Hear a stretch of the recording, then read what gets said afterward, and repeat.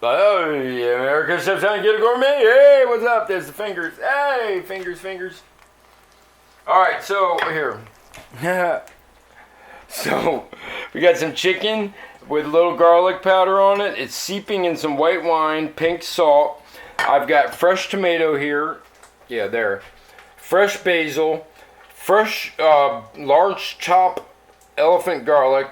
Fresh Figado mozzarella, buffalo or not buffalo, a whole chunk mozzarella, red onions, broccoli, a little bit of sprig of basil. I gotta look in the camera sometimes. All right, I've got some penne pasta. Just came off the stove. My new burners work really good, man. Really good. Ouch. All right. Now, I still need to get white pepper, but instead of white pepper, I just did that habanero Tabasco, and I love that stuff. So we're going to have that. Right now, being high temperature, if you start eating hot food once, twice a week, it'll really actually, excuse me, it'll really help lower your temperature.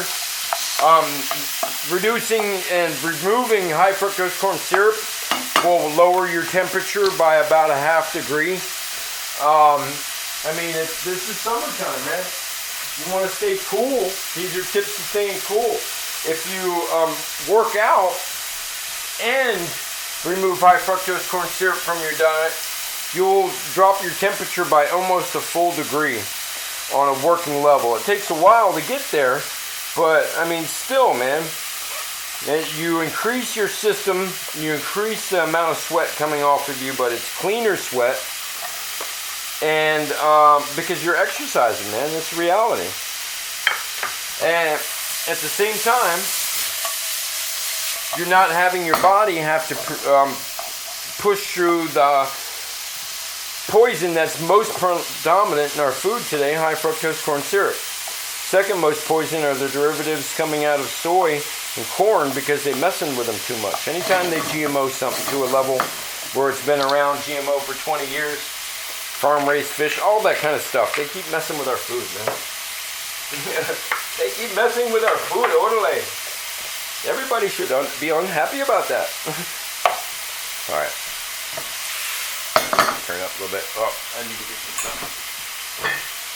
All right.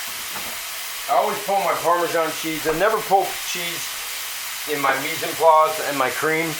I might do sour cream and cream sometimes, but most of the time, I won't pull my cheese until right when I need it. Because, especially in this temperature, just 5 minutes in this temperature right now will cool the entire sides of your container, all the outside of your cheese, and you put it back away, and you're losing your product. So, I mean, this is sat out about a ½ hour, and you can already see the oil's coming off the top of it there. It's already lost a little bit of its a nice white luster because the oil's coming out. This is actually a fricassee. A fricassee is, well, it's a little brown right there, but a fricassee is white meat. When you cook white meat, and, oh, that's right, we got the good stuff today. Da-da-da. Well, it's not great stuff, but it's white wine. It's when you cook a white chicken, white meat like rabbit, chicken, or pork, or fish. And, well, I don't know if it counts for fish. It's usually game meat, so I don't want to count fish in there. There's other game meats that are white too. And that you don't brown it. And then you usually put it into a sauce, which we are doing right now. And while that's happening right there, I like a sauce with a butter. You like, how am I going to get that in there? Watch me. Watch me get that butter into my sauce. There it went. Now, we're going to come with the heavy cream.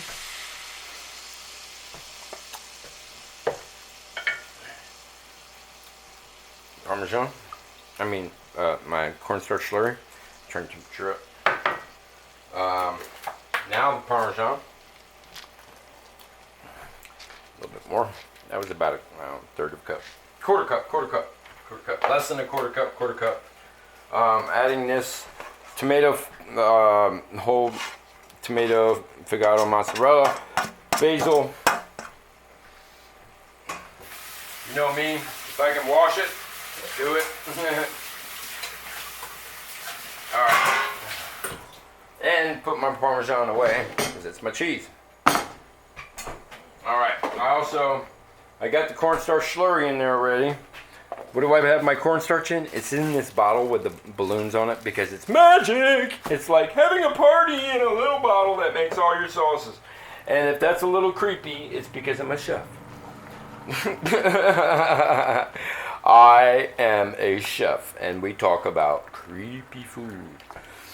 I once hit this guy with a big old 3-foot monkfish. He wasn't too happy about it. He hit me with a tuna. And then he came after me with lobsters. Yeah, Daryl would chase people around with lobsters.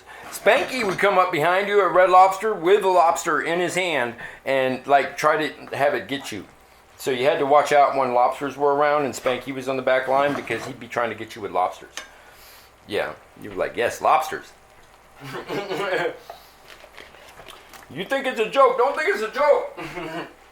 We had this one guy, he was carrying a big old thing of lobsters. Right? Like this big, and we had the 2 and the 3 pounders and the huge Mongo ones. I once sold a 16-pound lobster. Anyways, yeah, I had to break it up with hammers. It was huge. Served it on a full-size tray. I put some more stuff in there. Look, you guys are right there where I put things. Oh, sorry, man. Here, you can't see nothing. Nothing happened. It just thickened a little bit. All right, but yeah, Spank. This guy was carrying his tray, right, with 2 hands. And he's carrying the tray with 2 hands against his stomach.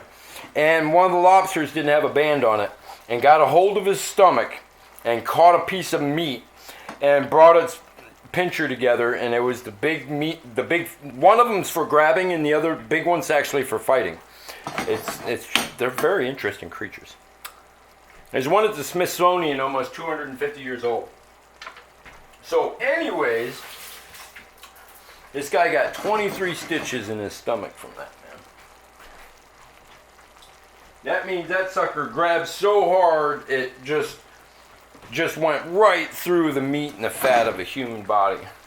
Ugh. All right, let's play it. I gotta figure out where you are. There he is. There I is. There's the plate. Down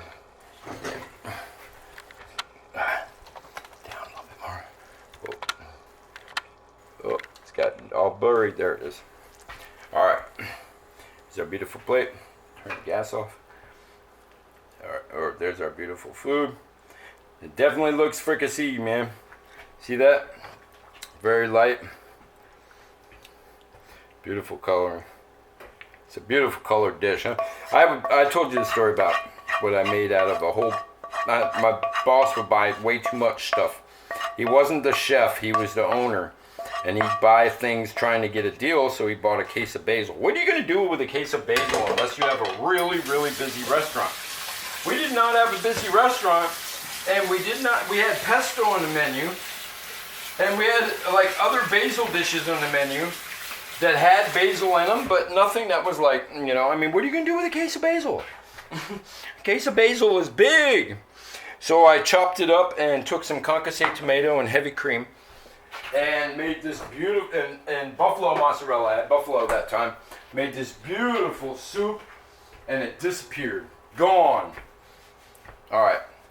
Well, let me put a load. Hold on.